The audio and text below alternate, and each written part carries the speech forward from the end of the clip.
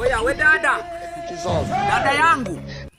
Yani kuolewa sio lazima uolewe na mwanaume kuna pesa. Sio lazima uolewe na mwanaume ana gari. Tunaelewana dada? Unaweza kaolewa na mwanaume aliyochanganyikiwa maisha kama mimi. Sijui kama unanielewa. Kwa mfano, mamako alikubali kuolewa na babako hakuwa na pesa. Mamako alikubali kuolewa na baba yako hakuwa na gari, wakakuzaa. Alafu wewe na akili mbili zako hazina mbele wala nyuma, umechanganyikiwa hiyo nyashi na kudanganya. Au wanaume wote wanakuja kukutongoza unawakataa. Dada wewe umerogwa wewe.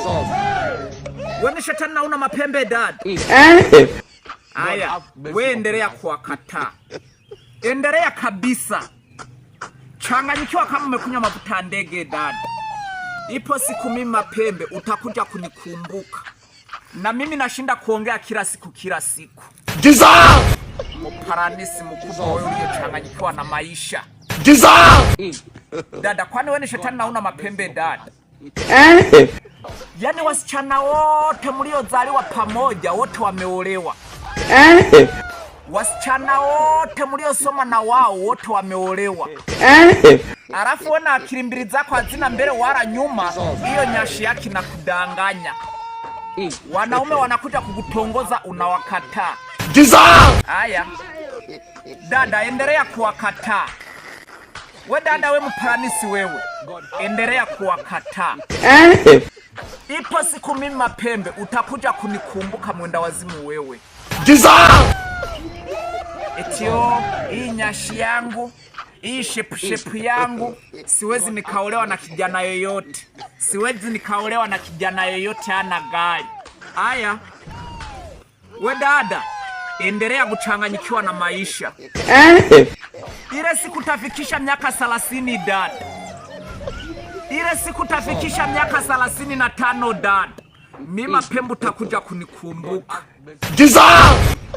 Mimi kukukumbusha tu dada. Mimi sina ubaya na wewe. Endelea kuchanganyikiwa na maisha. Endelea kuparara akili kabisa. Wasichana wote marafiki zako wameolewa. Wewe uko hapo. Wasichana wote mliosoma na wao wote wana watoto. We kazi yako ni kulea kucha na nywele. Dada wewe shetani na una mapembe dada. Kwani umeroga? Vijana wote wapa mtaa umewakataa. Kwani unataka kuolewa na mwenye kuna mapembe? We dada wewe. Wacha kudanganywa na shetani dada.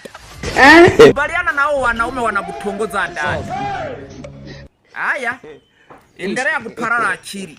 We changanyikiwa kabisa. Ipo siku mimi mapembe utakuja kunikumbuka. Muparanisi mkubwa wewe.